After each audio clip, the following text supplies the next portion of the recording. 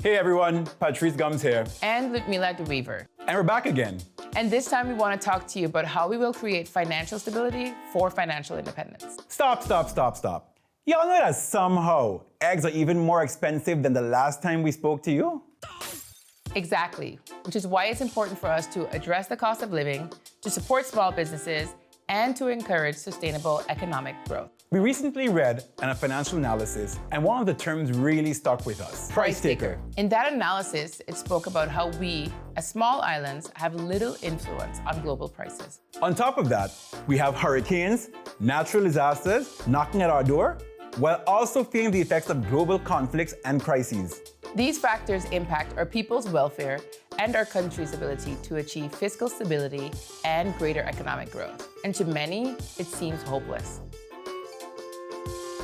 But here's the thing, it's not. In our first video, we spoke about our three-step plan to modernize our financial system: research, implementation, and enforcement. So let's get into it. Here are the steps that a PFP government will take to lessen the burden. First, we need to figure out how much it costs to live a decent life in St. Martin. Back in 2019, we campaigned on the importance of establishing the poverty line. This is the first step in developing a comprehensive living wage for St. Martin. It's obvious that the cost of living on our island does not align with the established minimum wage. Once the poverty line is established, we can make informed decisions about the living wage. Under PFP, this wage will be the one that helps St. Martiners provide for their basic needs such as housing, food, transportation, and utilities. And this is critical for our pensioners.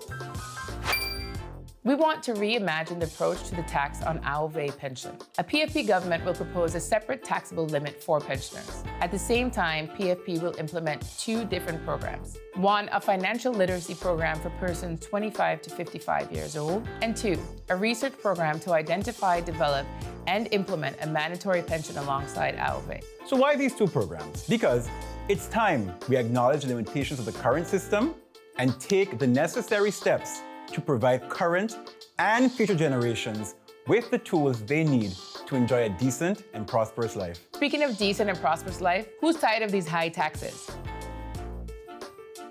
I thought so.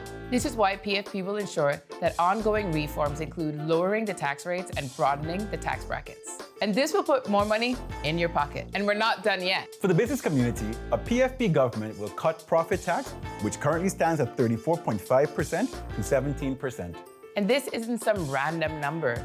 PFP did the necessary research, and though we would like to offer a 0% profit tax, recent financial regulations make this impossible without additional guarantees. A PFP government will work towards establishing those guarantees. For small businesses, PFP proposes the following. Businesses that make less than 360,000 gilers a year will be exempt from paying profit tax. Instead, they will pay between 1 and 2.5% of their total revenue to government. But Patrice, they're done paying 5% TOT. But Ludi, the deductions, you forget them. Oh yeah, businesses can deduct 0.5% for donations made to vetted community-focused organizations. Alongside all these advancements, a PFP government will also introduce policies to support these fiscal changes.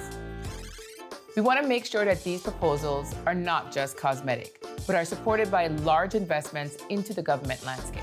Government is huge, but PFP sees the need for attention in the departments of tourism, ICT, and agriculture, livestock, and fisheries. Investments in these areas will support our existing economy, promote innovation towards the economy we want, and support the creation of a stronger agricultural sector. Investing in agriculture means addressing our cost of living. And our proposed changes not only address the cost of living, but also the cost of doing business. That's what I'm talking about. Whew, we've said a lot. But financial stability is what will help us to fund the initiative that you will hear about in the upcoming videos from our fellow candidates. Our commitment is real, so let's do this together. Remember to always choose progress.